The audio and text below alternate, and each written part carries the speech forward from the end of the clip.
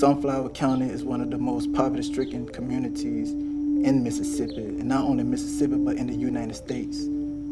So when there's poverty, there are other conditions that stems from that. A lot of young men that do not have employment, they turn to the streets. They indulge in a life of violence and crime, which cause a lot of young men to be incarcerated. Mississippi has the third highest incarceration rate in the United States. So when we speak about fathers not being present or fathers being absent, where are those fathers?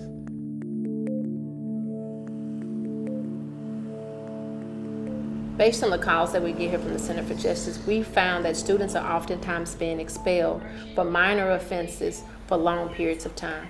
Anytime a student is expelled, he's entitled to a fair hearing. But what we've learned here is oftentimes students are expelled, but they're not getting the due process hearing that they are entitled to and that they deserve. And that's where we come in with legal representation. What I try to do is make sure that for school disciplinary issues, that the children have due process. That is, that they've had a right to a fair and impartial hearing in front of a disciplinary committee, and that the school actually follows their own handbook on what the procedures are in terms of what the infractions are, what the punishments are. Behavior that is generally managed within the classroom are now being referred to the office. And for that reason, we find that kids are being expelled at a higher rate, and those expulsions are oftentimes coupled with a referral to youth court. These kids are being punished twice for the same infraction. These kids may receive a 5-day suspension at school and still turn around and have to face the judge and get additional punishment. And that punishment may be 6 months supervised probation or unsupervised probation.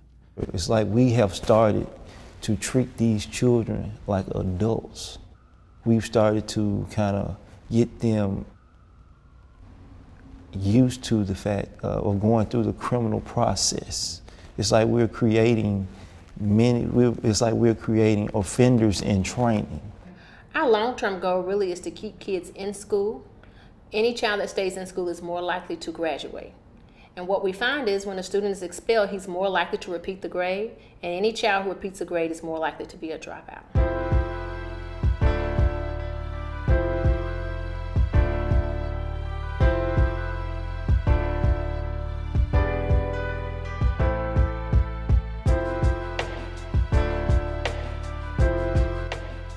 So the Youth in Transition program is a nice fit for the legal representation that the Center for Justice provides, because oftentimes once we give legal representation to a student, our representation then ends. No one is there to give them the additional support that they need.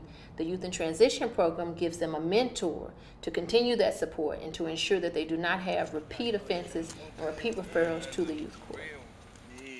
So what I try to do is to try to keep them out of the system, educate them on the system. Once they get in, it's be hard to get out. So the best thing to do is not do anything to put you in that situation where you will be detained and placed in youth court.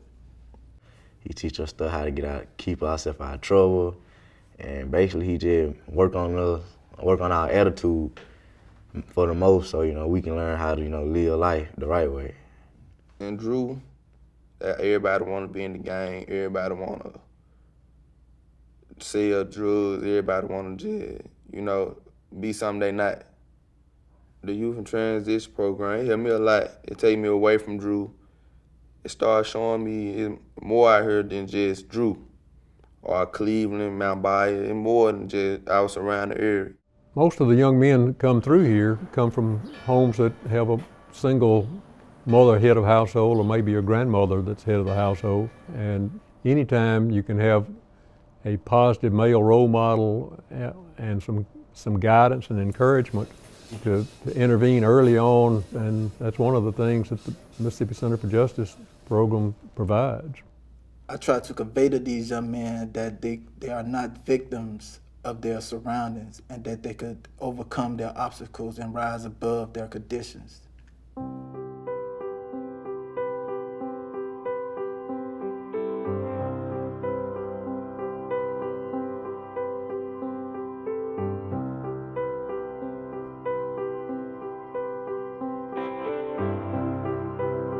The Sunflower County Youth Summer Jobs Initiative was a perfect opportunity to give young males of color a job here in Sunflower County.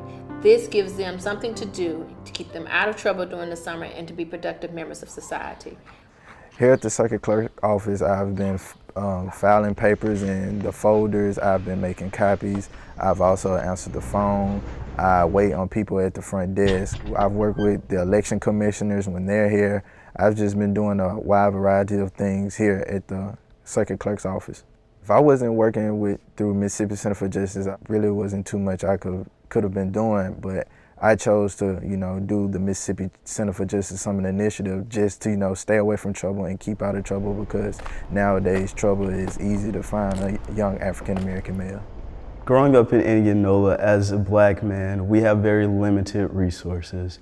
And this program has really helped tremendously by granting 50 young men who've grown up around Sunflower County or in Indianola specifically, opportunities to work at places that they otherwise would not have access to. My placement was at the Enterprise Toxin, Indianola's local newspaper.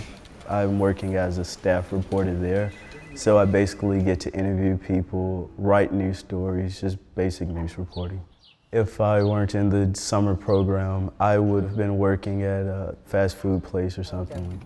Drew one, dispatch. We just trying to find stuff to stop our kids from hanging on the street, getting involved with drugs and guns and different things of that nature, because we have that. And I feel like if we don't find any more people like the Center of Justice, we're gonna lose our kids to the streets or to the grave. There's no other way to put it. The Mississippi Center for Justice has had a great impact, I might say, on the town of Moorhead. It's been very beneficial, and for these young men to be able to work, it means so much to them to be able to work this summer, and it's just been great. And for what the Mississippi Center for Justice has done, it's just brought something to our community. That's probably the best thing that's happening here in a long time.